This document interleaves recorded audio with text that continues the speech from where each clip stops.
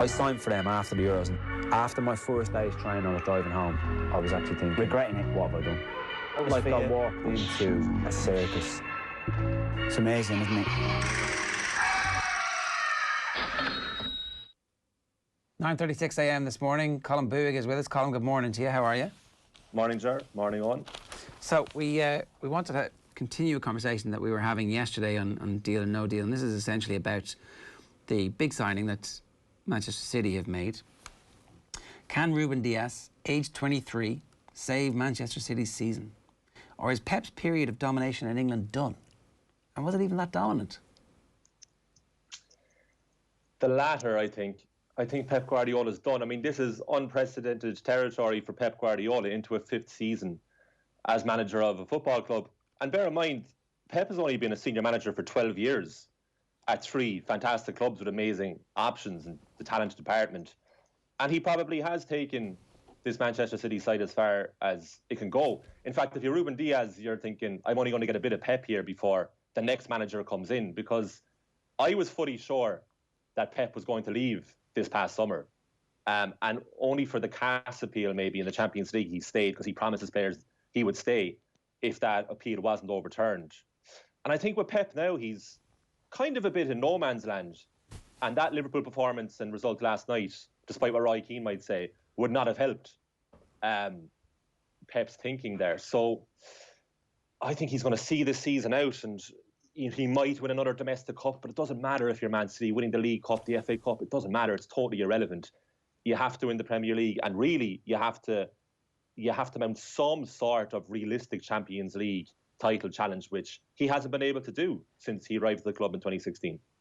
Ruben Diaz, though, might be that transformative piece who has the character required to drive the team on. Well, we don't know. I mean, the only character that's driven the team on since Manchester City came into money is Vincent Kompany, consistently. Fernandinho's done it a bit. Yeah, Fernandinho's a very good player. See, what City have is they have a raft of excellent players. But I find that they don't quite fall apart, but they're very vulnerable when they're missing just one or two of their particularly outstanding players. So if Kevin De Bruyne isn't playing, it's very noticeable. If Fernandinho isn't playing, it's very noticeable.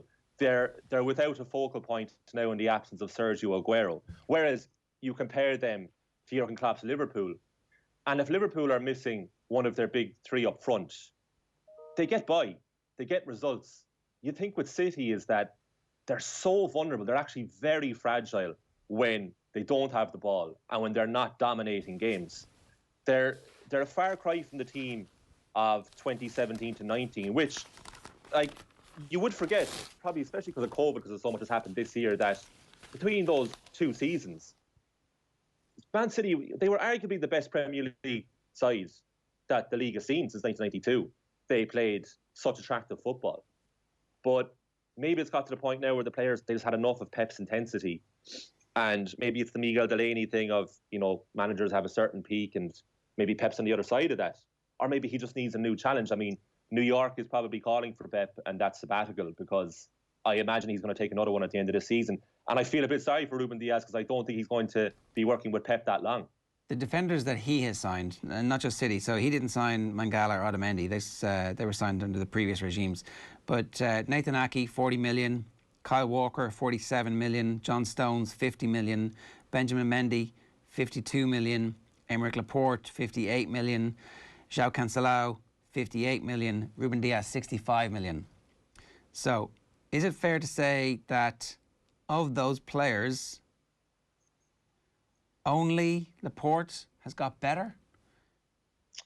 I would say Kyle Walker's got better. Has he? I don't think Kyle Walker is as good as everybody thinks he is. I think he has. Look, Kyle Walker was never a great defender, but Pep knew that when he signed him. With Walker, you get a great threat on the right-hand side, and that continues to this day. He's far from the most accomplished footballer, Walker, and he's certainly not an impressive defender. But you do get a lot of attacking threat with him from right full-back, which essentially is the job of a modern full-back. I mean, I can't think of many full-backs playing at the elite level of the game nowadays that has fantastic defensive abilities. It's more so going forward. And I think Walker is certainly one of the better versions of that type of player in the Premier League. with Aymeric Laporte, he's certainly been a very good signing since they signed him at the start of 2018, and only for that long-term injury layoff. I think you'll be looking at Laporte as one of the star defenders in the Premier League, so he's been fortunate in that sense. The other players you named, yeah, that's the problem. I remember Benjamin Mendy playing against Arsenal in one of his first games for the club, and he looked unbelievable at left back. He looks like such a consistent attacking threat with great technique and just a brilliant addition on the left-hand side. But he's kind of fallen off the cliff a bit like Pep, a bit like City. It's a microcosm of the overall problem at the club. And for City, I mean, there is a question of not quite where do they go from here, but who's going to come in after Pep? That's what I'm thinking of already. Who's going to replace Pep? Kyle Walker, 4 assists last season, 1 big chance created in 29 appearances. Is that what you get for 50 million these days? 2019, 33 appearances, 1 assist, 1 big chance created. This is according to the Premier League's official website. 2017, 2018, ooh, great season, 6 assists. That's exactly what I want for my best attacking fullback, like at a championship winning team. Like, this guy is vastly overrated, I think. Well, if you're relying completely on stats and talking about assists only, so you're saying that he's like you're saying that he's definitely got better. Like that seems to me like that's about what you were getting out of him before when he was at Spurs. It's about the same. No, I'm not looking for my full back to directly contribute double-figure level of assists. Has Pep made him a better player? If I get that, is the question, and I'm like. You're saying, yeah. I think he has, yeah. I think he's become a more accomplished player. Maybe statistically on the assist front, it doesn't actually represent a massive improvement. But I'm not looking at Kyle Walker for direct assists. That's not the job I'd be looking for him to do. I would be looking for him to contribute in an attacking sense, which I think he does. I think people make a lot of excuses for Pep. Because his Barcelona team was one of the best things that has ever happened in any sport ever. They were such a joy to watch. They put together some masterpieces in terms of the quality of football, and they elevated the game to a level that we haven't really seen it before or since. And that's great. Like, absolutely. It was absolutely amazing. But, like, the City era Pep is actually characterised by signings like Kyle Walker, where they haven't really improved to the level that you would expect them to, given what we've seen from Pep before. Maybe he's a slightly better player than he was at Spurs, and maybe he contributes from time to time, like, you know, with the fourth pass in a 6-pass movement that leads to a goal, and so this doesn't show up in the stats. But ultimately, like, has he become one of the best right backs in the world? Have any of the left backs become one of the best left backs in the world? Have any of the centre backs emerged and gone, yeah, I am absolutely somebody that you want in your team when you're going to be building a foundational championship winning team who are going to compete deep into the Champions League and ultimately win it? And I can't look at any of the defenders. Like, what is the story with Cancelo? I have yet to see him nail down first team. Presumably there's injury issues. Laporte, I mean, I think there's a bang of, in his absence, his reputation grew, but certainly I would accept that he has been a success. They haven't found a partner for him. Mendy, you're saying, look, brilliant in bits. Absolutely. And, like, I mean, maybe they don't even think of him as a defender anymore. John Stones is one of the biggest indictments of Pep Guardiola as a manager, I think. If they just bought him to meet the English quota, fair enough, you should say that, and you actually never had any intention of turning him into somebody. But John Stones was a defender who everybody thought was going to be a Rolls Royce.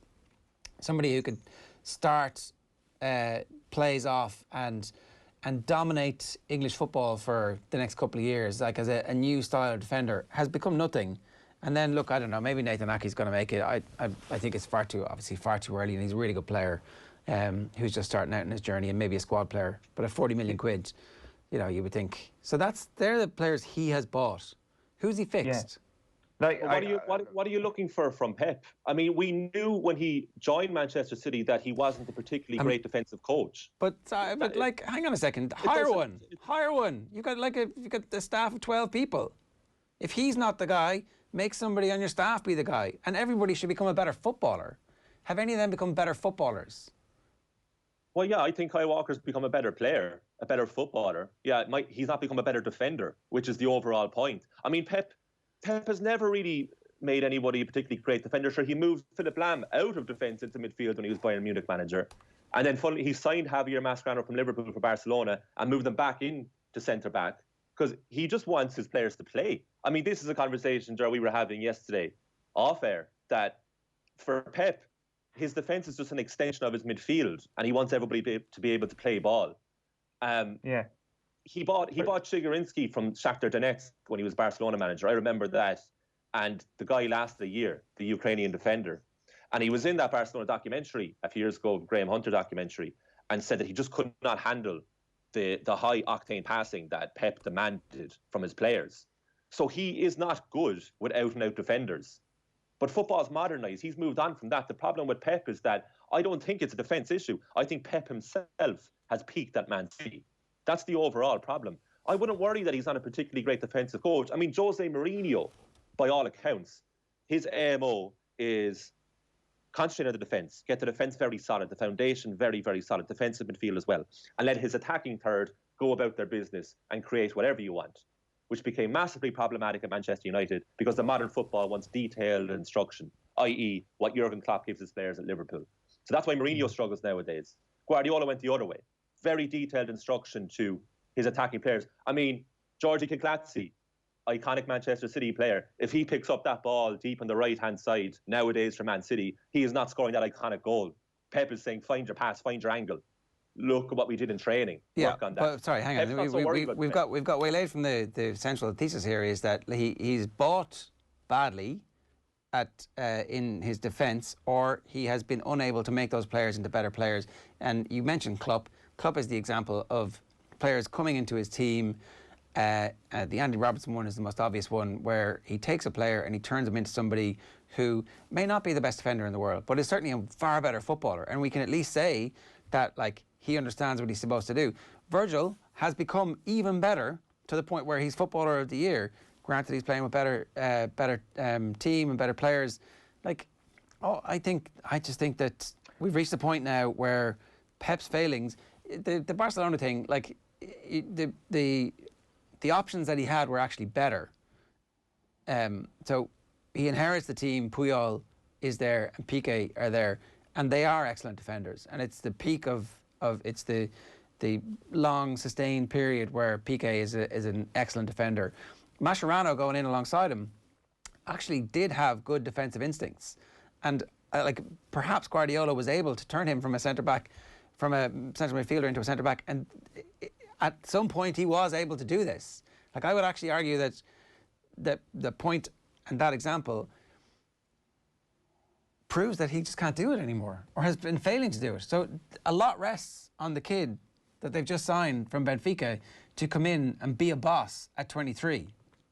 I think there's a chance as well as that there is a set of conditions here where that Ruben Diaz comes in and the odds are stacked against him immediately, that it is set up in a way where your central defenders are destined to fail almost. I can't quite put my finger on whether or not you're right about Pep being unable to coach defenders, because he seems that he has made players better, just none of those players have been central defenders. is the only thing. Like, Fernandinho has been better under Pep Guardiola. A lot of his attributes are shown on a defensive standpoint. Like, then you look at the other players that have got better, and it's probably just down to age. Like, you talk about Sterling. Like, I thought Sané took a step up under Pep. You think about Bernardo Silva, maybe Gabriel Jesus for a while as well. Like, I mean, the jury could still be out there. But I definitely think there's a disparity here. If you're picking the players that got better under Pep, they seem to be attacking players.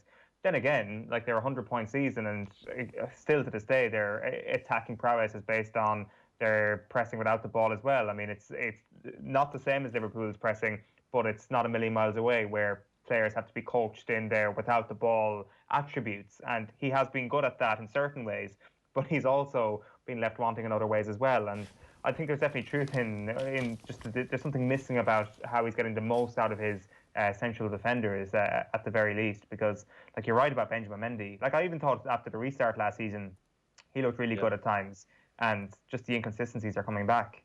Ruben Diaz going to save them, yes or no, Colm? No. You're saying that they're unsavable and that he'll be gone at the end of the season? I think Pep will be gone at the end of the season. I'm sure Ruben Diaz will have a long and fruitful career at Manchester City, but it won't be with Pep Guardiola. And if they win the Champions League, will he stick around? for the Champions League. If they win the Champions League, will Pep Guardiola stick around? No. I think he'll be aiming to leave on a high, but I think he'll go either way in the summer of 2021. I think he's gone. Okay. Do you give them any chance of winning the Champions League? Yes. Yeah, I do. Because they're good enough going forward.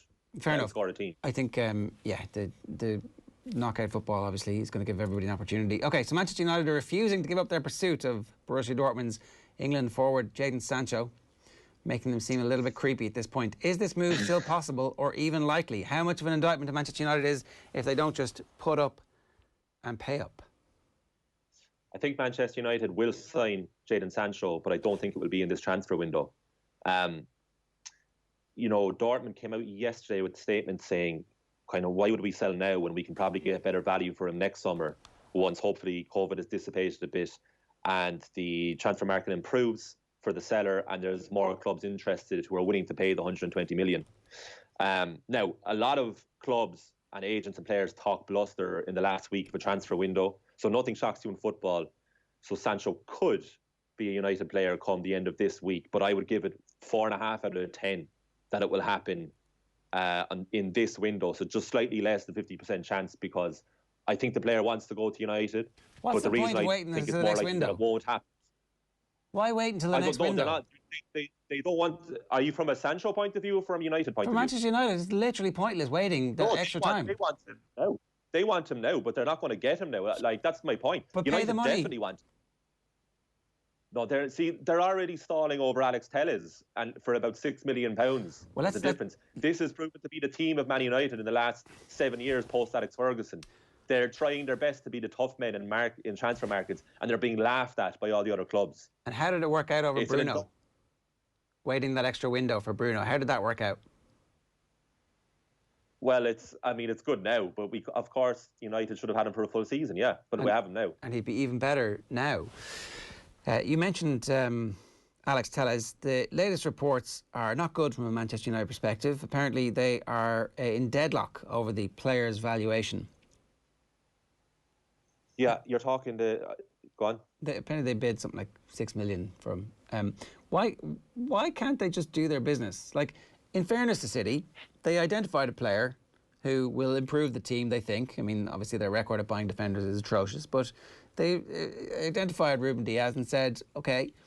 And there wasn't like a 6-month saga, certainly, that was made public. They got him. And yet, here we are with every single one of United signings, generally. There's like, with the exception of Van de Beek, here we are all talking about it because it leaks. Well, first of all, Manchester City have Pep Guardiola as manager, so that's an incredibly attractive proposition for a prospective signing. You compare that to Ole Gunnar Solskjaer, Manchester United, not so much unless you're a United fan. It's not very enticing. Secondly, United are weak in the transfer market, i.e. they're the people that actually are in charge of transfers. So Ed Woodward, Matt Judge, by all accounts, Matt Judge is difficult to contact at times during this transfer window. So we don't have a great team front of shop to bring the players in. And we seemingly only attract players who actually want to sign for the club overall and ignore the current situation. So it is no surprise to me that United struggle to get players in. What's infuriating from a United supporter's point of view is that they're haggling over £6 million by all accounts for Telles, who is... All Telles is going to do is provide competition, much needed competition at left back for Luke Shaw. But if we could just swallow the pride front, because this pride is getting us nowhere. Just pay the fees as United have the money. And then eventually, when United start returning to some sort of semblance of on-pitch success, we'll regain the respect. And then hopefully we can negotiate a bit better when it comes to the transfer market. But for now, we just need the players, because United are desperately short in certain areas. And if you can't get Jadon Sancho in this window, which I don't think they will, you should be looking at someone like Ivan Perisic to tie us over for the next 18 to 24 months. What's the story with Manchester United going and chatting with a player first before chatting with a club? Is this actually harming their bargaining position? Because this seems to have happened with Jadon Sancho. They've agreed personal terms, but they can't agree terms. Like, I mean, anybody who's played Football Manager knows that you talk to the player after you talk to the club. They're talking to the club after talking to the player. So the club are aware that they've already talked to the player, knowing that they really want the player, and therefore pushing up the price a little bit. Is that not just really bad bargaining?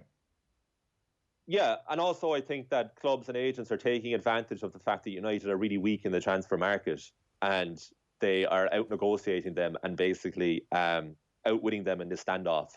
So United appear to go about this in the wrong way. I mean, Donny van de Beek is the outlier. I don't know how that transfer was secured, considering Barcelona were interested in his services too. But again, he just wanted to join United. He wanted to join Manchester United as opposed to the current United setup. That's all that United have going for them at the moment, is the long-term reputation of the club. So going directly to the player obviously isn't working for United. And when they go directly to the club, they get outpriced, or they would see as being messed around with in the transfer window, because clubs know that United have a whole lot of money to spend. And they also know that they're desperate for reinforcements. So it's not good for United. They're just really bad at playing it cool.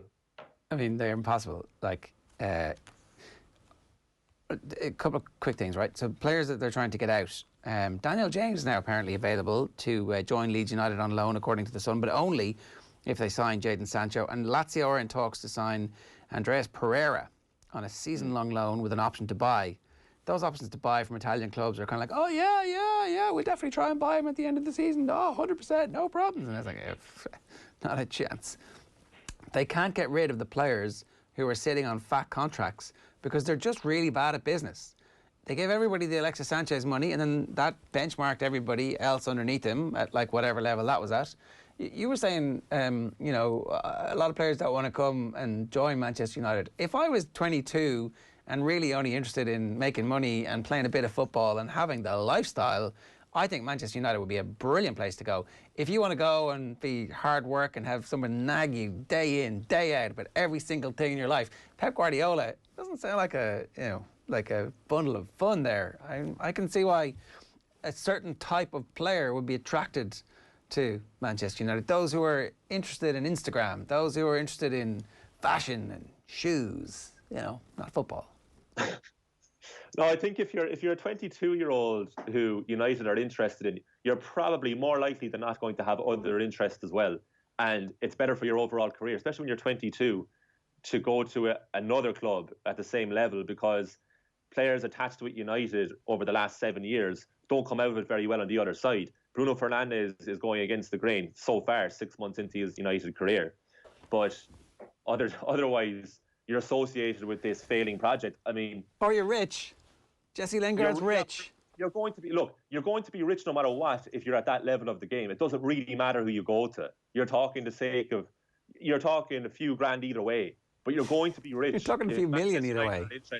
If Manchester United are interested in you, you're going to have other clubs interested in you. You're probably better off going to a different type of club. So the final question on this is, which is worse, their inability to get rid of the crap that they don't want, or their inability to get the players that they do want, who may, it turns out, just be the new variation of the old crap that they didn't want in 18 months' time? Oh no, it's the inability to get the players in. I mean, getting players out is a bonus, and they need to lighten the load in that way. I think the Pereira deal with Lazio is an obligation to buy, so he will leave. And Daniel James will probably go to Leeds as well, because Leeds, I think, were the only other club interested in James when United were signing him from Swansea City. So those two will probably leave. But no, it's far more important and imperative that United bring players in that will actually add to the squad. The problem with United is it's a completely bloated squad, and the players that aren't playing at the moment, who aren't in the strongest starting 11, i.e. the team that played against Brighton at the weekend, with the exception of Van de Beek, they do not make United stronger. The strongest 11 against Brighton was the strongest team plus Van de Beek. So they need players who would genuinely improve the squad. And then one or two of those players in the starting 11 can then go onto the bench. Then suddenly you have a very good team. The thing about this Premier League season is this dystopian football that we're playing now with fanless stadia and joyless goals. It's like a training session, basically, that you're watching, is that like 19 out of the 20 Premier League teams are incredibly inconsistent at the moment. So really, United, with the starting 11 that played against Brighton, can probably beat about 3/4 of the sides in the Premier League. You don't know which 3/4 because everyone's so inconsistent, but it's probably good enough to beat most teams in the Premier League. But then you look at it on the other side, and that very same team are never going to win a title. They're not a title-winning side. So that's the difference. So you have to get that last part, which is the most crucial part, which United have proved that they cannot do in the last 7 years. All right. So something needs to fundamentally change structurally. The point about training is a good one. Aidan McGeady was always apparently the world's best trainer. Somebody should sign him quickly and add him to the team. The last one is that I wanted to just bring up here was there was something about Arsenal trying to sign. Yeah, Arsenal have been given until Friday, Eoin, to complete the signing of Houssem Aouar by Lyon president Jean-Michel Aulas. They've just got to do him just for the sake that we can just go with say his name, right? Do it. Well, 100%. If you can get him or Partey before at the end of the week, that will be a very, very successful week. And I mean, either or. You get them both, it's an amazing week. But they could probably only afford one or the other. They need a player like that. And they also need a player like Partey. They desperately need to fill both of those midfield positions, the defensive midfielder and the creative midfielder, two vital positions. So it will be a great week's work of our... That's it. Sorry, I couldn't quite nail it just like you. Would be a good week if he was an Arsenal player come the end of it. It would be great. Don't Arsenal need defenders? Doesn't every team besides Liverpool base need a centre half? If they're called Aouar or Partey, I'm on board with them signing defenders. Otherwise, that seems to be a lot of teams' policy at the moment, signing on name value alone. Right, that is Deal or No Deal. Colm, thanks very much. I signed for them after the Euros, and after my first day's training, I was driving home. I was actually thinking, Regretting it. what have I done?